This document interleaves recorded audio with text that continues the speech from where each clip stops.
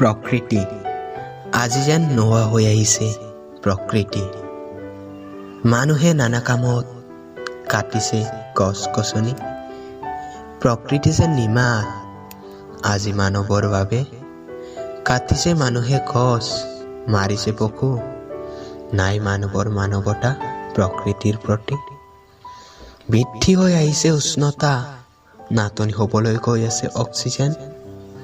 নুবুজে মানৱে কিয়, তথাপি প্ৰকৃতি আমাৰ প্ৰাণ, সেউজীয়াই আমাৰ ৰং।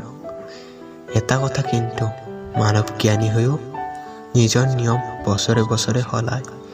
প্ৰকৃতি কিন্তু একে থাকি যায়। জ্ঞানৰ সৰিতা নুমাব নিদিবা মানৱৰ। কৰি যোৱা প্ৰকৃতিক মৰম, ভৰি পৰক প্ৰকৃতিৰে এই ধৰাখন। ধন্যবাদ। যদি মোৰ কবিতাটো শুনি ভাল পালে তেনেহ'লে লাইক, কমেণ্ট আৰু ছাবস্ক্ৰাইব কৰিব।